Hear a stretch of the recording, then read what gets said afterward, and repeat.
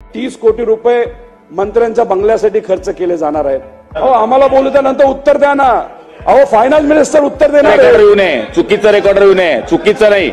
आम्ही आजपर्यंत सगळ्यांची भाषणं ऐकली. अध्यक्ष महोदय आम्हाला संरक्षण पाहिजे. अध्यक्ष महोदय आपण अख्ख्या वर्षाचं प्लॅनिंग बजेटमध्ये करत असतो, त्या बजेटमध्ये खर्च केला जातो. अध्यक्ष महोदय मग आता जेवढा पैसा तोच खर्च करणार ना आपण. मध्ये आधी तुम्ही ऍडव्हर्टिजमेंटसाठी 50,000 कोटी तिथे खर्च करणार असाल, बजेटमधूनच जाणार आहे ना. नाव घेतलं अध्यक्ष महोदय, हरकत आहे त्यांची. ते काय फायनान्स मिनिस्टर आहेत का? फायनान्स मिनिस्टर साहेब बोलतील ना अध्यक्ष महोदय. प्रत्येक आमदार उभा राहून उत्तर द्यायचा प्रयत्न करतो, याचा अर्थ त्यांचा अर्थमंत्र्यांवर विश्वास कमी आहे. अध्यक्ष महोदय अरे थांबवा ना आता.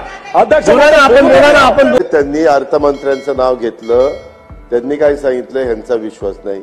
त्यांचा तरी कुठं माझ्यावर विश्वास आहे. त्यांच्या शाळा आहेत तिथं टॉयलेट सुद्धा नाहीत मुला मुलींसाठी. अध्यक्ष महोदय अंगणवाडी नाहीयेत. बऱ्याच भागामध्ये शेतीच्या पाण्याच्या योजना अजूनपर्यंत अध्यक्ष महोदय गेलेल्या नाहीत. ही जी सगळी महामंडळं कदाचित राजकीय दृष्टिकोनातून फक्त द्यायची म्हणून दिले असतील, त्याच्यात मोठ्या प्रमाणात निधी द्यायची अध्यक्ष महोदय जरूरत आहे.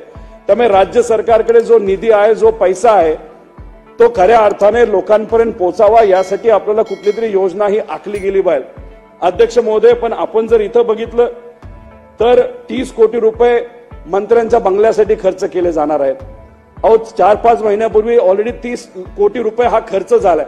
अध्यक्ष महोदय त्या बंगल्यामध्ये खरंच मंत्री राहतात का? खरं तर मंत्री आज आपण बघितलं तर अख्ख्या राज्याचे ते मंत्री असतात, पण आजचे मंत्री फक्त त्यांच्या मतदारसंघापुरते मंत्री झालेत असं झाले. अध्यक्ष महोदय बहुतांश वेळ ते फक्त मतदारसंघात असतात. आपण राज्याचा निर्णय जर तुम्हाला घ्यायचा असेल तर तुम्हाला मुंबईत राहणं, मंत्रालयात राहणं आणि लोकांच्या हिताचे निर्णय घेणं महत्वाचं आहे. आणि हे घेत असताना तुम्ही खर्च बंगल्यावर 30 कोटी रुपये करता, म्हणजे 30 आणि 30 60 कोटी. अध्यक्ष महोदय मंत्र्याच्या बंगल्याच्या चहा पाण्यावर 5 कोटी हा खर्च तिथं केला जातो मोदी साहेबांच्या सभेसाठी. अध्यक्ष महोदय अहो आम्हाला बोलू त्यानंतर उत्तर द्या ना. अहो फायनान्स मिनिस्टर उत्तर देणार. येऊ नये, चुकीचं रेकॉर्ड येऊ नये, चुकीचं नाही. आम्ही आजपर्यंत सगळ्यांची भाषणं ऐकली. आम्ही कधी उठलो नाहीये. प्लीज 30 कोटी रुपये कोणत्या मंत्र्याच्या बंगल्यावर खर्च केले त्याचं नाव सांगाय का? त्याचं असं चुकीचे आरोप नका करा ना. कोणत्या बंगल्याच्या खर्च केलं 30 कोटी? चुकीचं नका सांगा. बंगल्यांवर आम्ही म्हणत आहोत. अहो रिनोव्हेशनला सगळ्या बंगल्यांना एकत्रित केलं तर 30 कोटी खर्च केला. आम्ही कुठं म्हणतो एकालीच 30 कोटीचा बंगला बांधलाय. अध्यक्ष महोदय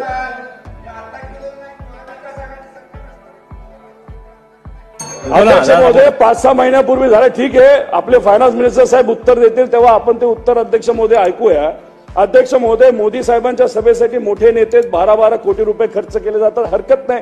पण आमचं सगळ्यांचं मत एवढंच आहे की आज अनेक अडचणी आपल्या राज्यामध्ये सामान्य लोकांना सोसाव्या लागतात. अध्यक्ष महोदय त्यासाठी कुठेतरी खर्च हा झाला पाहिजे.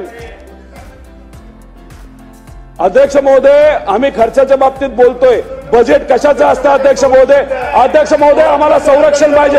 अध्यक्ष महोदय आपण अख्ख्या वर्षाचं प्लॅनिंग बजेटमध्ये करत असतो, त्या बजेटमध्ये खर्च केला जातो. अध्यक्ष महोदय मग आता जेवढा पैसा तोच खर्च करणार ना आपण. मध्ये आधी तुम्ही ऍडव्हर्टिजमेंटसाठी 50,000 कोटी तिथे खर्च करणार असाल, बजेटमधूनच जाणार आहे ना.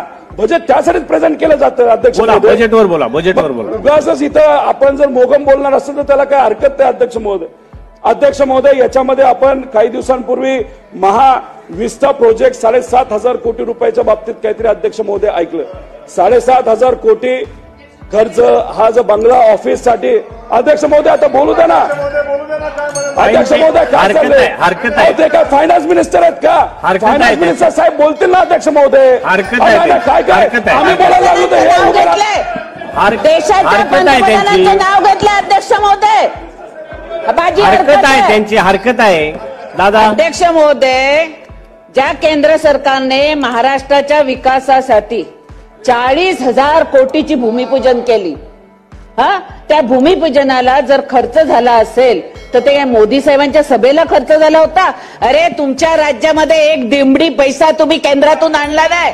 तुम्हाला लाज वाटत होती, पण आमच्या सरकारने दिलं, त्याचं मी अभिनंदन करते. हा दादा बोला. हरकत अध्यक्ष महोदय सन्माननीय सदस्य व्यवस्थित भाषण करतायत. सन्माननीय अर्थमंत्री सगळ्या मुद्द्यांना उत्तरं देणं अपेक्षित आहे. त्या उत्तराची वाट न बघता प्रत्येक आमदार उभा राहून उत्तरं द्यायचा प्रयत्न करतोय. याचा अर्थ त्यांचा अर्थमंत्र्यांवर विश्वास कमी आहे, म्हणून हे डायरेक्ट उत्तर द्यायचा उद्योग चालू आहे. त्यामुळे अशा कुणालाही मध्ये बोलायला थांबू आपण. रोहित दादा साहेब, आता आपण पुढे येऊन बसा. अध्यक्ष महोदय साहेब, आपण पुढे येऊन बसा. मग आता अध्यक्ष महोदय, अरे थांबवा ना आता. अध्यक्ष आपण बोला. अध्यक्ष महोदय त्यांनी अर्थमंत्र्यांचं नाव घेतलं, त्यांनी काय सांगितलं ह्यांचा विश्वास नाही. त्यांचा तरी कुठं माझ्यावर विश्वास आहे. अध्यक्ष महोदय, म्हणजे खरं तर मगाशी आमदार महोदयांनी इथं सांगितलं की भूमिपूजनाच्या बाबतीत तसं बघितलं तर छत्रपती शिवाजी महाराजांचं स्मारक सुद्धा समुद्रामध्ये होणार होतं. त्याचं भूमिपूजनासाठी सुद्धा मोठ्या प्रमाणात खर्च केला होता. त्याचं काय झालं हे आपल्याला बघावं लागेल.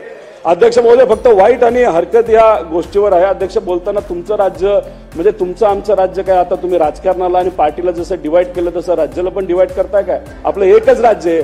अध्यक्ष महोदय, आता येतो मुद्द्यावर येतो. अध्यक्ष महोदय, आपल्या या बजेटमध्ये 1 लाख कोटीची तूट आहे.